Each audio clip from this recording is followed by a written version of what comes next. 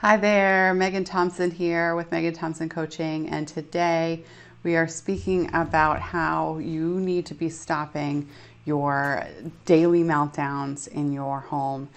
And the best way to do that is to be focusing on these 4 simple things.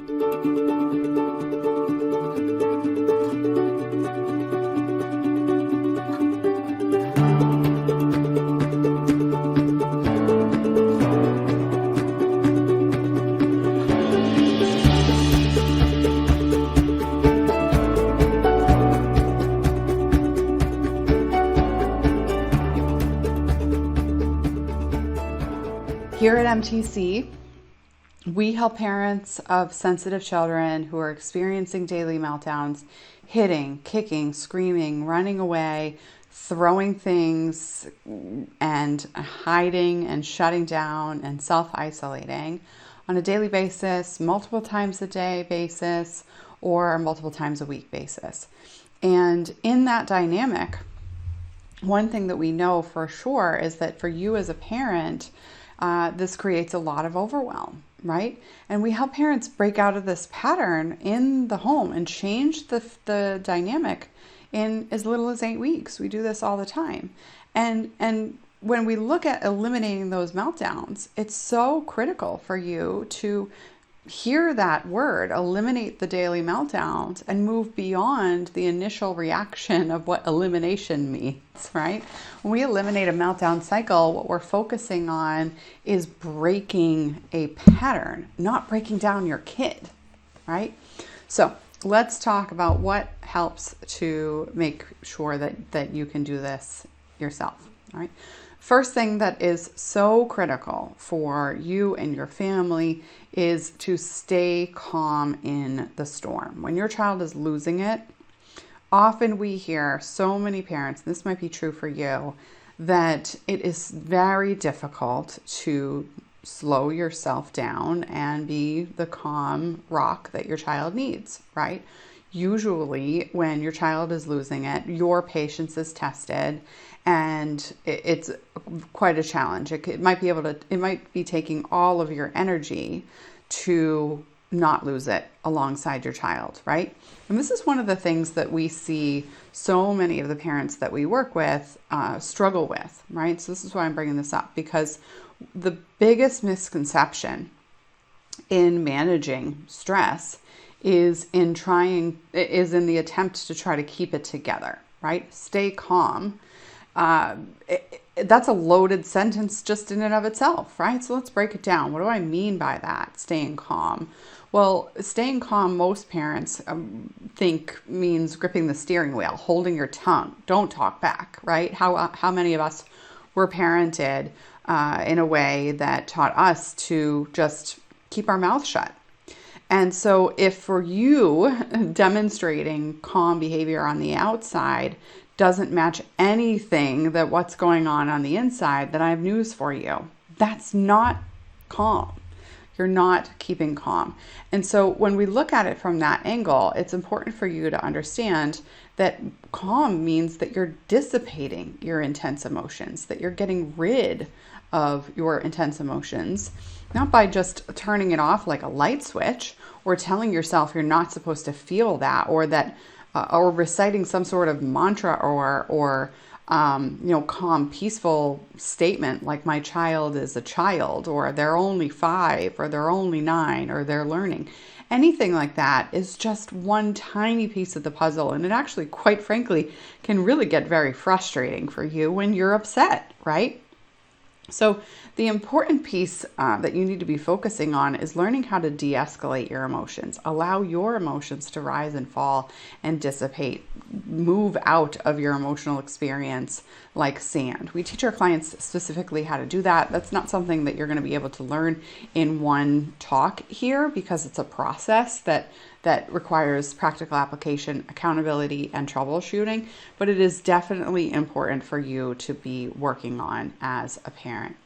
Now, the next thing that is important when you look at breaking out of this pattern long term, is to be able to pick your battles, right? Now, when your child is struggling in the daily meltdown cycle. What this means is that you might be looking at your child's behavior as nearly all ineffective, right?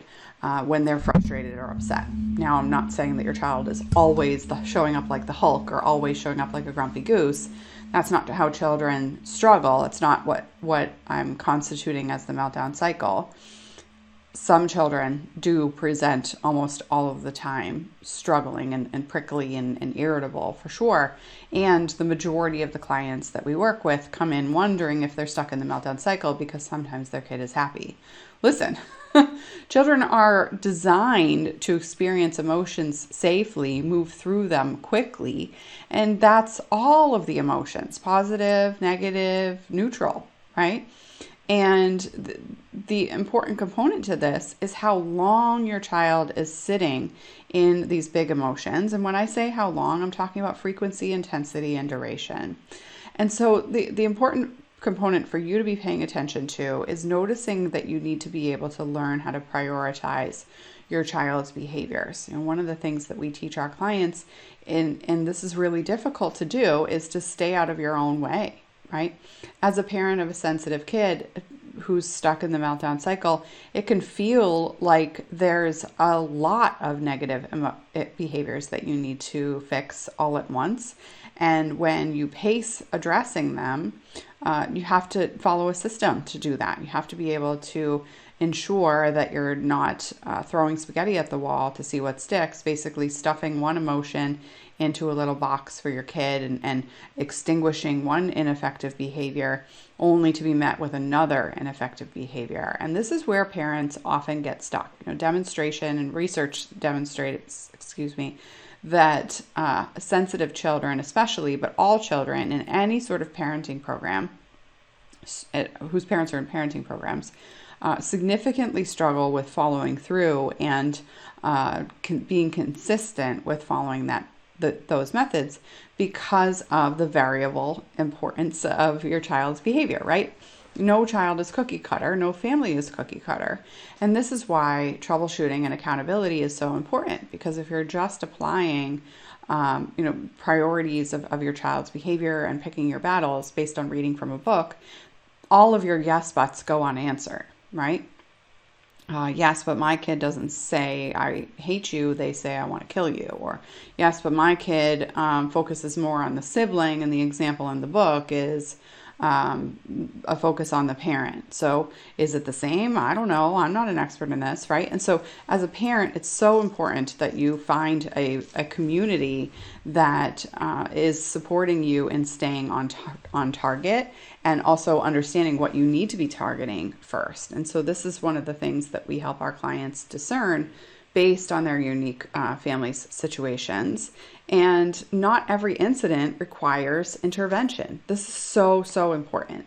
Your child's big emotional behaviors are symptoms of the meltdown cycle. So that means that a fair amount of your kid's ineffective behaviors or unsafe behaviors are because of how you are setting up the environment in your home. Not because of you. I'm not telling you you're a terrible parent. Don't jump to that conclusion. And if this is your first show, hi, welcome. I call it tight. And I don't sugarcoat things. It's also true that we're not here to highlight the shame and guilt that you're already feeling and make you feel small, sad, or upset. First things first, no one can make you feel anything without your consent. Secondly, the emotional experience you do have is something that you've already been having, not something that I made up for you, right? And then thirdly, what we're here to do is to shine a light on something so that you can dissipate it, because if you just keep it in the dark and tuck it under your armpit, you won't be able to address it, right? It's really hard to look under your armpit. You got to twist your neck, right? So when we think about breaking out of this pattern, it is so, so important for you to be able to work with a trusted professional who's helped many a parent break out of this pattern and support you in noticing what behaviors your child is demonstrating are small and what behaviors are actually much bigger. You know, one of the things that we hear parents before they start to work with us struggle with is the comments about death and dying.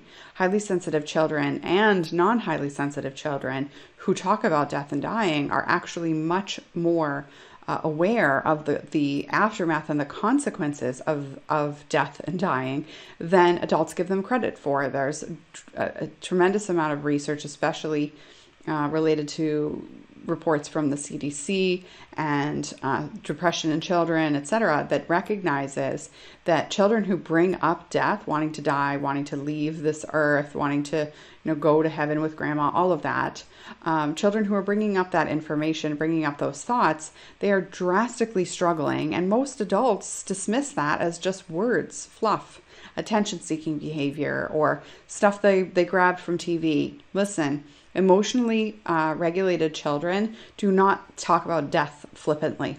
They don't. It's not a funny subject. It's not a subject to be very curious about related to wanting to die. It is natural and developmentally appropriate for children to ask about death. It is not natural or developmentally appropriate for children to be experiencing such suffering they want to turn their life off like a light switch.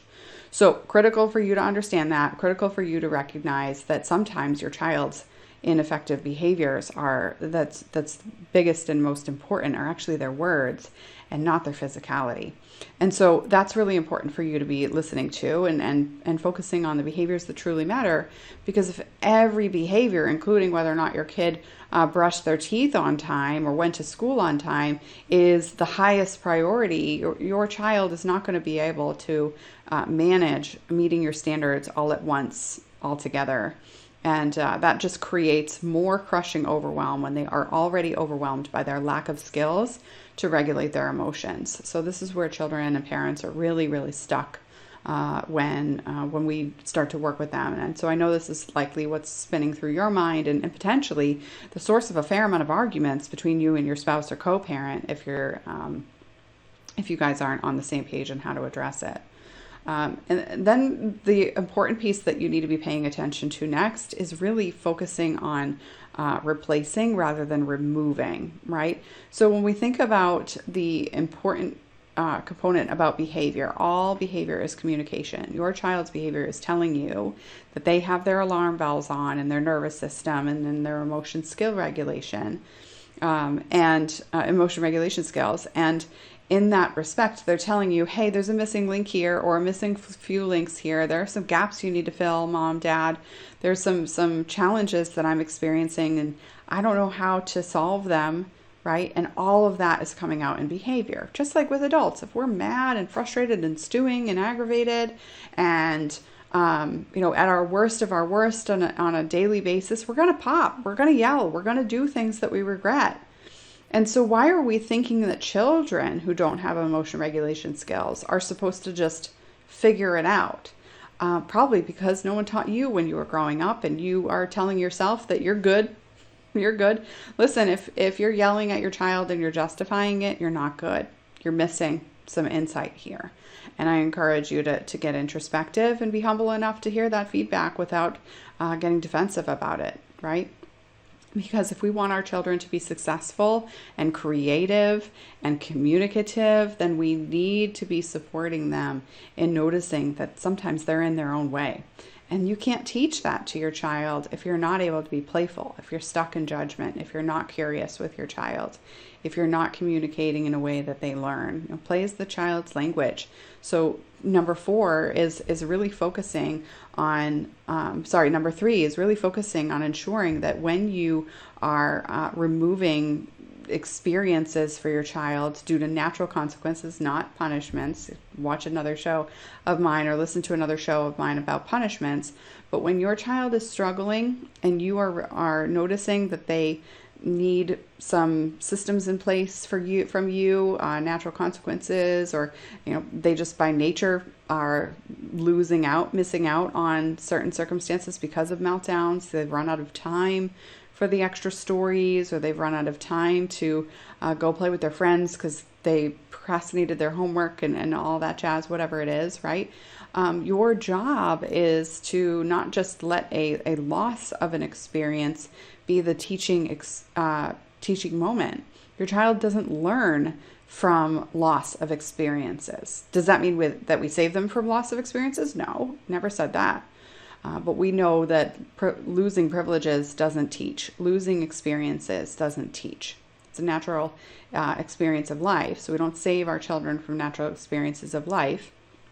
We also don't use them as leverage to teach appropriate behavior, because if your child could do better, they would. They're telling you they don't have the skill set to cohesively and comprehensively demonstrate this under stress. And if your child is having a meltdown on a daily basis, then they're under a significant amount of stress and overwhelm. It's up to you to teach those skills and to set the tone and the environment, your household, how to break out of this pattern. All right. So you need to be able to meet their needs for emotion regulation in a more positive way. And so number 4 is related to playfulness, right?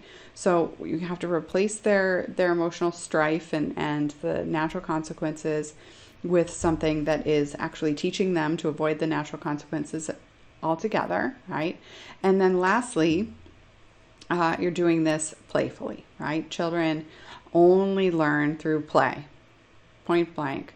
Auditory processing, temporal lobe of the brain is not as developed as yours or mine, and not every child is an auditory processor, in terms of being able to effectively learn by being talked at or talked to or spoken with.